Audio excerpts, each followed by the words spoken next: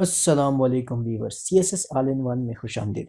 आज का हमारा टॉपिक है how to understand and memorise a book easily.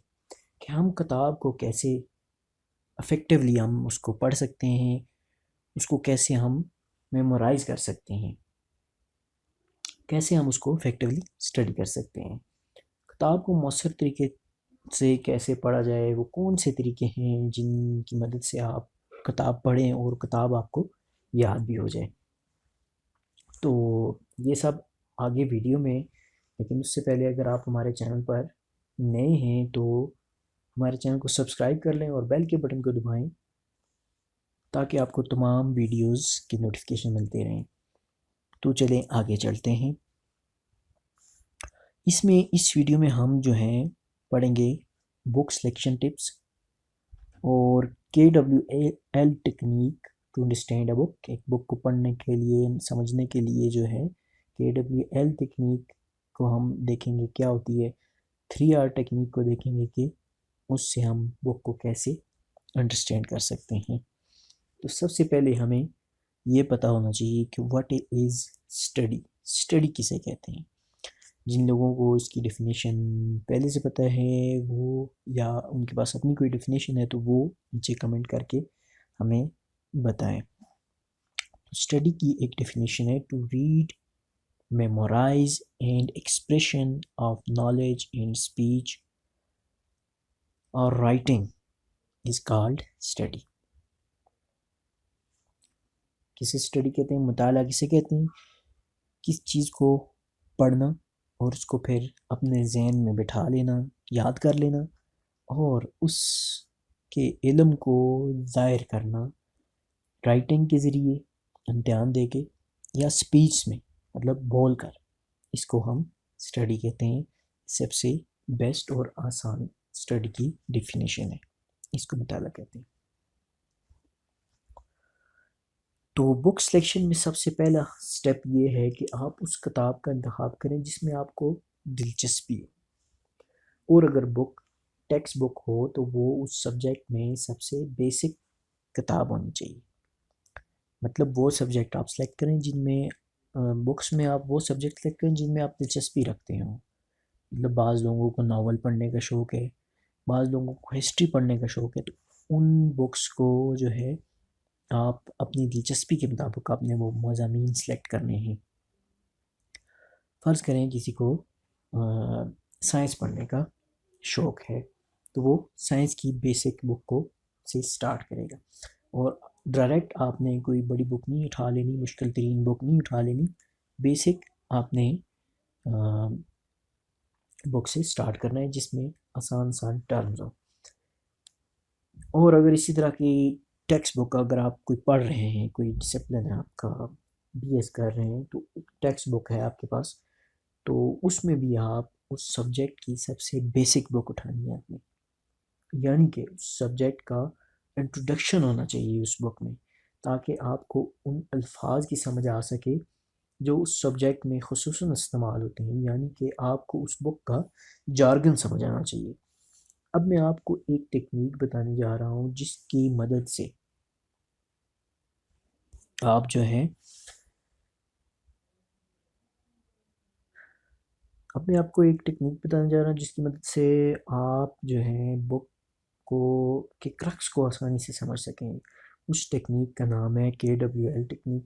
इसमें 3 चीज़ें हैं जो कि आपको कोई भी बुक शुरू करने से पहले सोचनी है। वो क्या है, वो आप इससे अंदाज़ा लगा सकते हैं। K फॉर नो, नो का मतलब है जानना। W for want to know, आप क्या जानना चाहते हैं। और L फॉर लर्न, कि आपने क्या उससे सीखा है।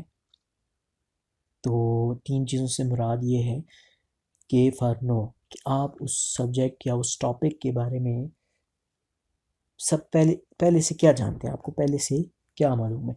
जो जो भी आप जानते हैं उसको अपने जहन में सोच लें। फिर उसके बाद नंबर आता है व्हाट वांट टू नो, आप क्या जानना चाहते हैं उसके बारे में।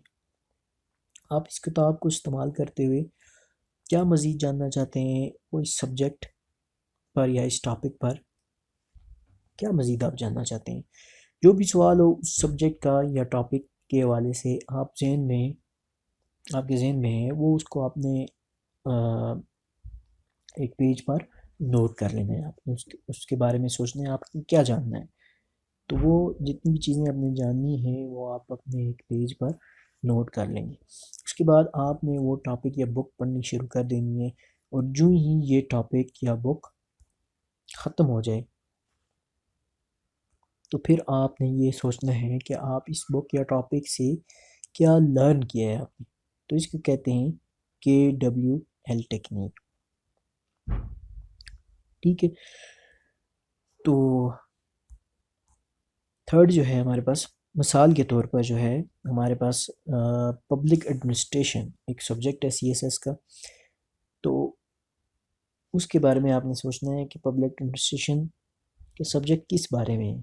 जैसा कि नाम से ज़ाहिर है कि पब्लिक एडमिनिस्ट्रेशन जो है अवाम पब्लिक अवाम को कहते हैं, और एडमिनिस्ट्रेशन इंतज़ामिया को कहते हैं, जिससे कोई अंदाज़ा लगाया जा सकता है कि अवाम की इंतज़ामिया, यानी कि किसी भी सरकारी इदारे में जो इंतज़ामिया अवाम के मसाइल हल करने के लिए होती है उसको पब्लिक एडमिनिस्ट्रेशन आप मतलब जनरल आपकी राय जहन में ये हो सकती है।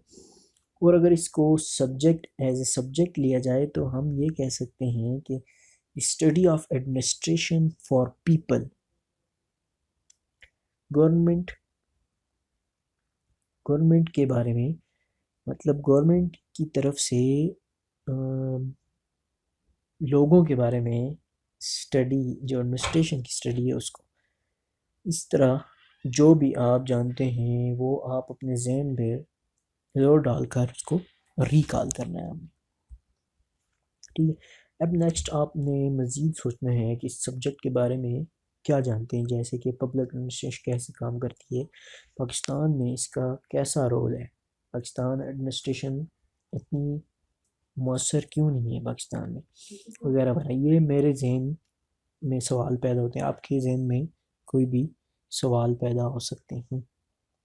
इसके बाद आप जब पढ़ना शुरू करें तो ज़रूर आप लोग अपने सवालात किताब में ढूंढने की कोशिश करें, जिससे आपको की गौर बढ़ेगी और आपको किताब याद होती जाएगी। मतलब आपने जो चीज़ आपने सोची थी कि ये मुझे नहीं पता, ये चीज़ें मैंने किताब में ढूंढनी है, तो इनको आप ज़हन में रख के अगर पढ़ेंगे तो वो आपको आसानी से वो चीज़ें याद होती जाएंगी। अब नेक्स्ट ये सवाल पैदा होता है कि पूरी बुक को पढ़ और याद भी होगी, लेकिन कुछ अर्से बाद फिर वो भूल ना जाए। तो इसके लिए एक और टेक्निक है जिसको कहते हैं 3R टेक्निक। इसमें आप जो है 3R से मुराद है, 3R में रीड, रिकॉर्ड और रिवाइज, मतलब तीनों वर्ड का हमने पहले आर ले लिए हैं, तो 3R टेक्निक इसको कहते हैं। इस टेक्निक को इस्तेमाल करने के लिए आपको चार चीज़ों की चाहिए ज़रूरत होगी। एक हाइलाइटर आपके पास होना चाहिए जिससे आप हाईलाइट करेंगे, एक पेन होना चाहिए, और एक आपके पास जर्नल या नोटबुक या रजिस्टर होना चाहिए जिसमें आप वो चार सारी चीज़ें रिकॉर्ड करेंगे। इसको इस्तेमाल करते हुए आप मुश्किल से मुश्किल टॉपिक या सब्जेक्ट को ईज़िली अंडरस्टैंड कर सकते हैं, बल्कि अच्छे से याद कर सकते हैं। इस टेक्निक को इस्तेमाल में लाने के लिए आपको एक जो है सबसे पहले बुक जो आपने रीड करनी है वो बुक उठानी है, और उसको आपने रीड कैसे करना है ये भी एक अहम सवाल है। तो रीड करने के लिए आपने किसी भी चैप्टर का पहला पैराग्राफ 2 बार पढ़ना है, और फिर बीच वाले पैराग्राफ्स को जो है ना वो आप उस एक एक दफ़ा पढ़ लें, लेकिन गौर से पढ़ने हैं। और उसके बाद आखिरी पैराग्राफ या टॉपिक को जो है आपने 2 बार पढ़ना है, ताकि उसको अच्छे से समझ सकें, उसके क्रक्स को आप समझ सकें, आप उसके कंक्लूजन को समझ सकें। अब पढ़ते वक्त आपने हाइलाइटर की मदद से इम्पोर्टेंट की पॉइंट्स जो है आपने वो अंडरलाइन करने हैं, और अपने जहन में आथर के साथ आपने आर्ग्यू करना है, आपने बहस मुबाहिसा करना है, मतलब आपने सोचना है कि आथर के साथ में बात कर रहा हूँ, बुक आपसे कोई बात कर रही है, तो क्या वाकई वाकई आप इस बारे में सही कह रहे हैं, आथर इस बारे में सही कह रहे हैं, आप उससे आर्ग्यू करेंगे। और इसके अलावा आपने वो की पॉइंट्स या आइडियाज़ पैराग्राफ की साइड पर जो पेज मार्जिन होते हैं वहाँ पर आपने लिखने हैं, ताकि बाद में ज़रूरत के वक्त आपको दोबारा पढ़कर सारा किस्सा याद आ जाए। अब सवाल ये है कि इम्पोर्टेंट की पॉइंट्स क्या होते हैं। इम्पोर्टेंट की पॉइंट्स वो होते हैं तमाम formulas, date, theories, laws, definition, facts and figures, themes, ये सब इम्पोर्टेंट की पॉइंट्स होते हैं और इनको आपने हाईलाइट या अंडरलाइन करना होता है। अब नेक्स्ट है हमारे पास जी रिकॉर्ड। दूसरा आ रहा है रिकॉर्ड के लिए। रिकॉर्ड से मुराद जो आपने पैराग्राफ पढ़ा है उसको क्रक्स को मुस्तकबल में याद रखने के लिए आपने एक नोटबुक में रिकॉर्ड करते रहना है। यानी कि किताब पढ़ते वक्त आपको एक नोटबुक या जर्नल अपने पास ज़रूर रखना है जिसमें आपने वो तमाम की पॉइंट्स नोट करते रहने हैं। जब कभी भी आप उनकी पॉइंट्स पर एक नज़र दौड़ाएंगे तो वो सारी किताब आपको दोबारा से याद आ जाएगी।